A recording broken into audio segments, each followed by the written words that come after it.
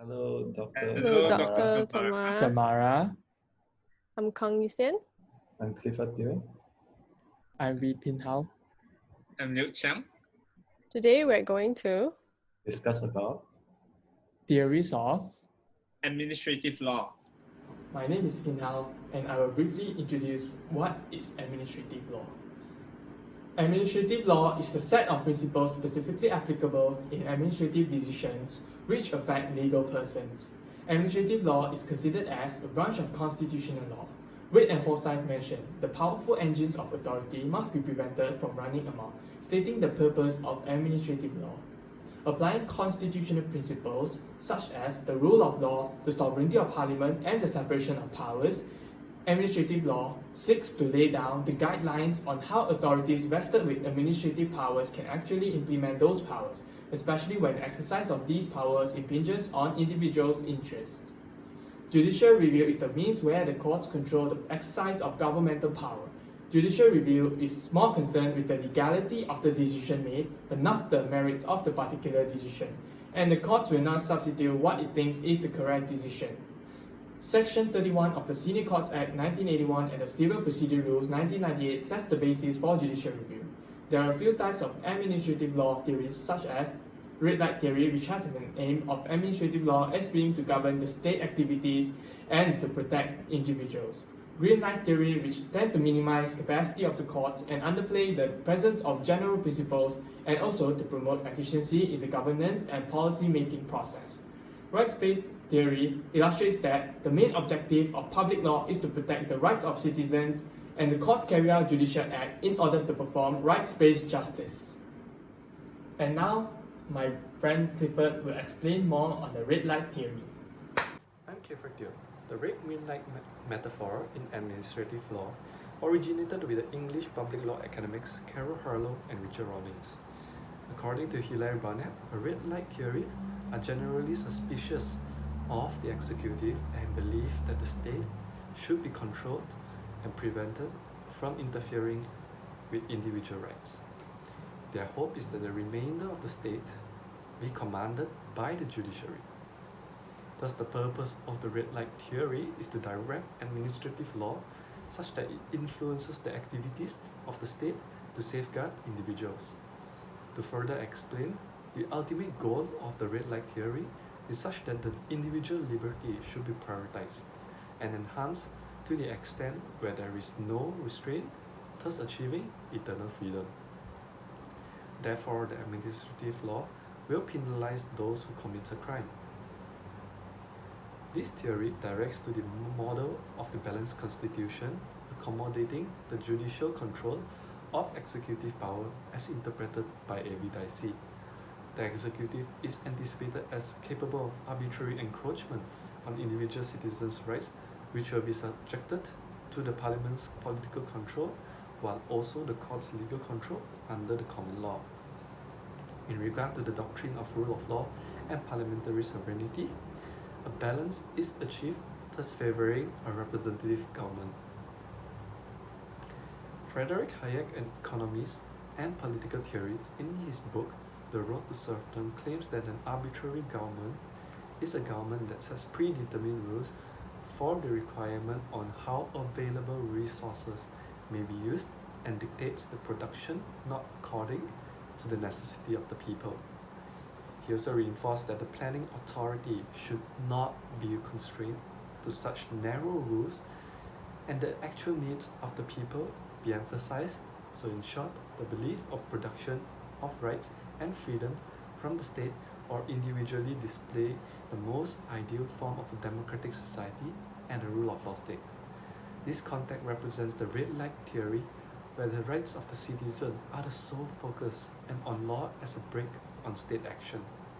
Recently, the case of H.M. Treasury against Ahmed held that the statutes with general or ambiguous words cannot override fundamental rights unless the statute has the necessary implication or express language.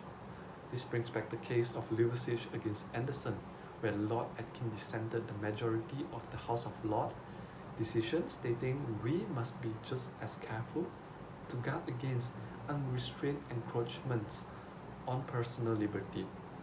Now, the red light theories adopt a broader approach, as seen in Argin's panel on takeovers and mergers, exploited data feed, which extended the range of judicial review to private sector due to a rise of privatization of government bodies. In a nutshell, the decision of private bodies that are exercising public function can now be challenged by judicial review. Thus, the red light theory excels when an ultra-virus decision affects individual rights. Now, I'll pass to Yixian to talk about the green light theory.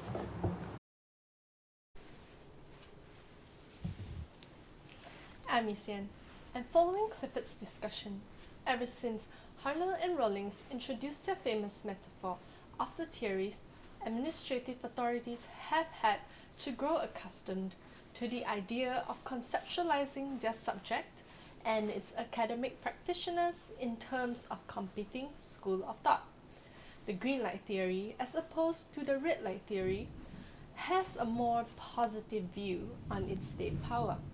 It expounds the idea of control and accountability through democratic political process rather than through investing the judges with this role.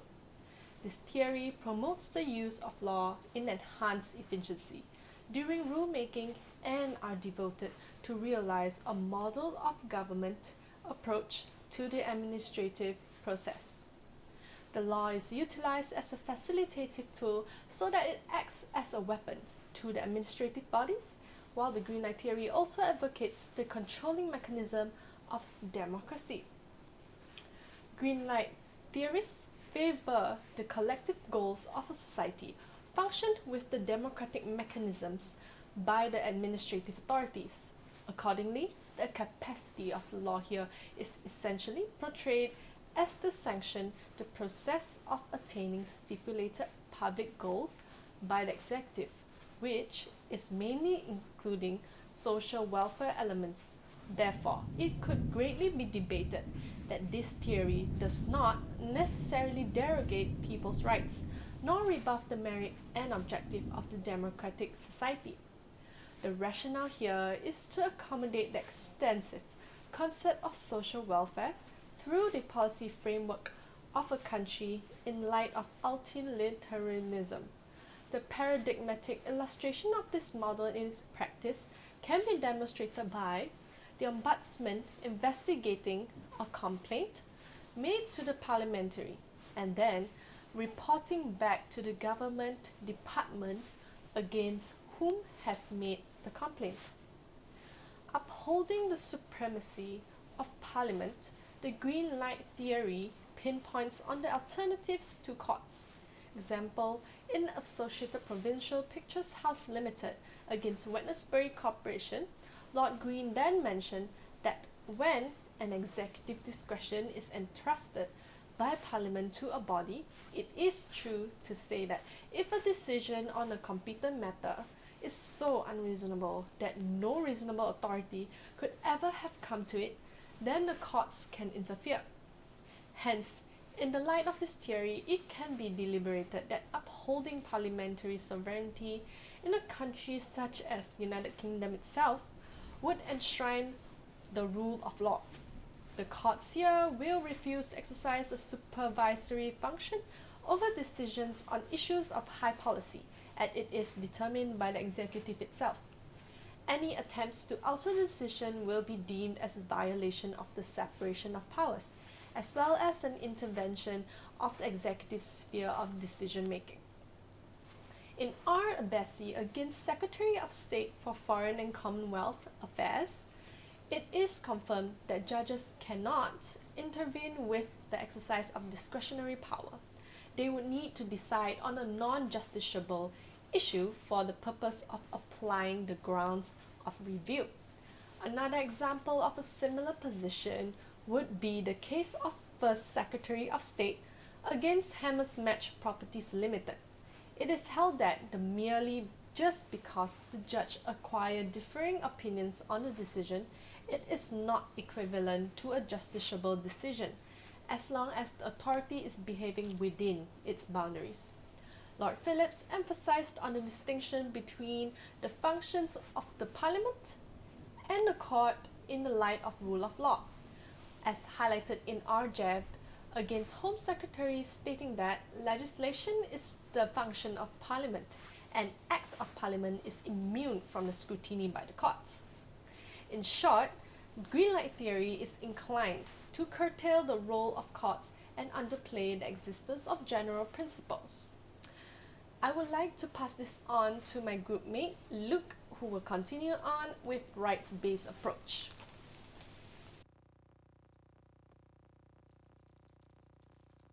Good morning, Dr. Tamara. Now I'll be talking about the rights-based approach. The rights-based approach, or in other words, the amber light theory, is the modern approach where rights are seen as the basis of administrative action. Fundamental rights are seen as forming a higher order law. This approach is largely adopted when the European Convention is incorporated into the Human Rights Act 1998. It then places the courts and the judges at spotlight because it highlights the court's role in interpreting this legislation to protect those fundamental rights. According to Sir John Law, the greater the intrusion of a public authority into the fundamental rights of the citizen, the greater the justification which they must show. Thus, the starting point for every good constitution out there lies in the autonomy of every individual.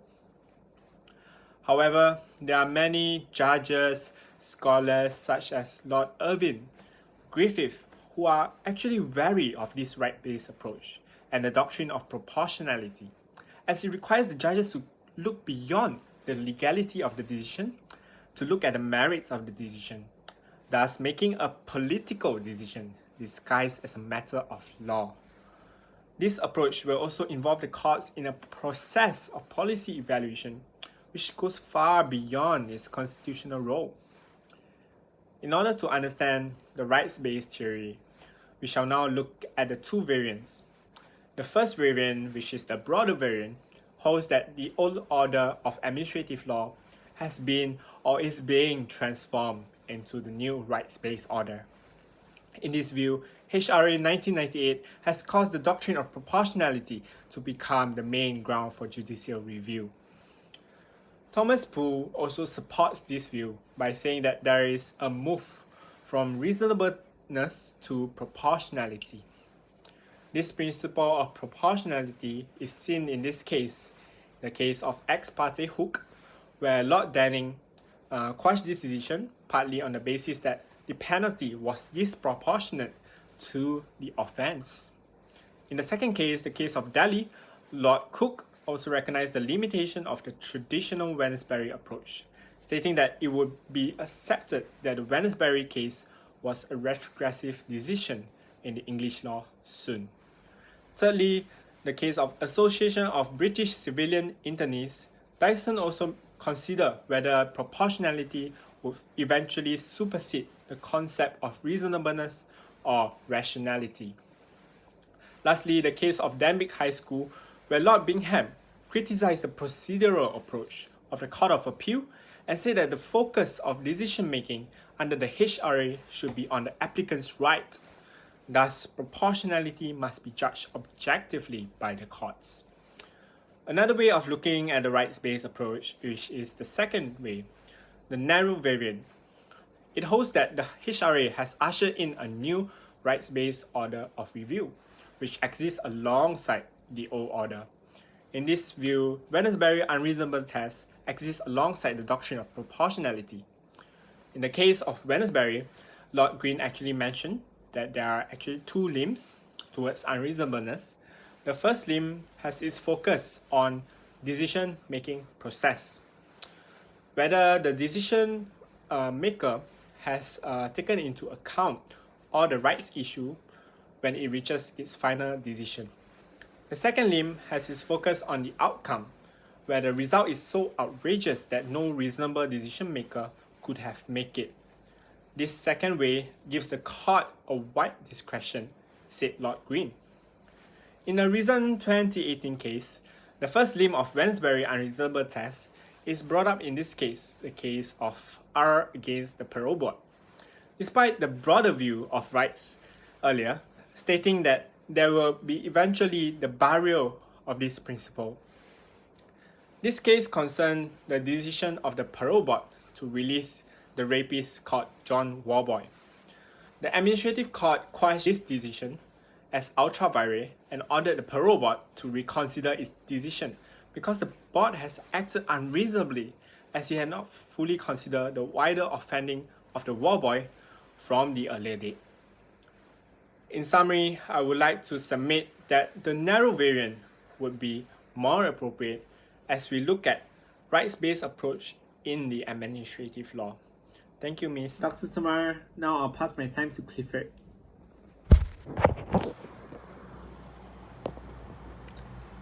Next, I will be talking about the recent worldwide event that shocked the world and caused the panic across the globe. The coronavirus disease, also known as COVID-19, started in Wuhan, China. It's an infectious disease which has spread globally as an ongoing pandemic. Due to the characteristics of the virus can be easily spread by an infected person to a person by direct contact, respiration process when in close contact with contaminated objects and surfaces. There's been over 4 million cases worldwide and 300,000 over deaths globally from the pandemic. This has raised an alert for a number of countries around the globe to declare a state of emergency in response to the deadly pandemic. However, the UK has yet to declare an emergency to counter the rising case of COVID-19.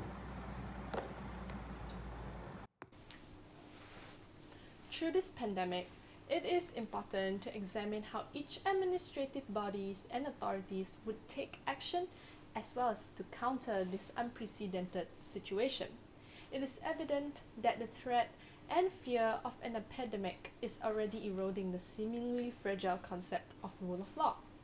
For example, the Turkish constitution authorizes the President of the Republic to declare a state of emergency as Article 119 in a region or nationwide, and that decision shall be published in the Gazette and submitted to the Parliament on the same day of declaration. The state of emergency enables the President to issue presidential decrees which have the same force with laws adopted by the Parliament according to the Constitution. Although the content of the measures taken until now and the efforts of Turkish healthcare profession are praiseworthy, measures introduced in this period require a solid normative base, which may either be the state of emergency or new laws adopted by the Parliament for directly addressing the situation. Otherwise, in the long term, the possibility of arbitrariness may be destructive as the pandemic itself. On the other hand, United States Wisconsin Supreme Court has struck down Governor Tony Evers' order of shutting down daily life to limit the spread of coronavirus, marking the first time a statewide order of its kind had been knocked down by a court of last resort. Brian H. Don, the court's fifth conservative, stated that we are a court of law. We are not here to do freewheeling constitutional theory. We are not here to step in and referee every intractable political stalemate. As for India, it headlines executive action and judicial deference to it dominate India's pandemic response. Normally, India is a parliamentary federal democracy with a bicameral legislature and a judiciary empowered to review administrative and legislative action for compliance with India's constitution. The advent of COVID-19 at both the federal and state level, the Indian government has addressed the pandemic primarily through executive orders. In the context of COVID-19, the EDA and DMA appears to have functioned as enabling laws, allowing governments to expend almost unchecked powers without requiring the politically fraught task of declaring an emergency and suspending civil liberties. In the absence of a legislative check, upon exertions of executive power, the courts may serve a checking function. More importantly, the Supreme Court appears to have abandoned the effort to craft an intellectually defensible or coherent standard for reviewing executive action during the pandemic. I would like to pass on to Pin Hao to continue on theory which is relevant to counter with a recent event. Administrative law must transform its focus from red light to green light, from restriction to empowerment, from accountability to democracy, and from formality to flexibility. Green light theory is the most relevant theory based on recent worldwide events of 2020. The role of courts will be minimized, and the law is said to aid the operation of the state, simplifying the procedures and enhancing efficiency. The widespread COVID-19 outbreak has caused scarcity of medical equipment, and the healthcare institutions and medical professionals may face difficult decisions involving the allocation of limited resources. Despite healthcare workers doing their best to manage in a difficult situation, individuals who are adversely affected by such resource allocation decisions may resort to challenging such decision by judicial review. In England, various patients have used the judicial review process to challenge their healthcare providers' decisions to delay the surgeries that were said to be desperately needed in favor of more urgent cases due to medical shortages such as the lack of intensive care beds. This can be seen in the case of R versus Central Birmingham Health Authority ex parte Walker. The English courts have traditionally been reluctant to substitute the court's judgment for that of the health authorities and medical practitioners involved, and have limited judicial intervention to cases where the claimant demonstrates voluntary unreasonableness. Therefore, it remains to be seen during a pandemic, the courts tend to favor the green light theory. Besides, a pandemic falls within the range of situations under which it is constitutionally acceptable for bills to be fast-tracked, and one of the problems involving fast-track legislation is there might be a concentration of powers in the hands of the executive. However, under the green light theory, courts may not interfere as the fast-track legislation is an emergency bill. And in this case, it's the Coronavirus Act 2020, which is legislated in response to tackle the virus outbreak. Under the Coronavirus Act 2020, Section 2 to 4 and Schedules 1 to 3 permit nursing and medical registrars to temporarily register new medical practitioners outside of normal training rules so long as the registered are suitably experienced. In order to prevent the spread of the virus in high-density places, such as schools, Sections 37 and Section 38 of the Act gives the ministers the power to issue directions on the closure of educational and childcare facilities. It can be said that there may be an interference of fundamental rights, but court will not interfere, thus in a way promoting the efficiency of government policy. And now, I will pass on to Luke.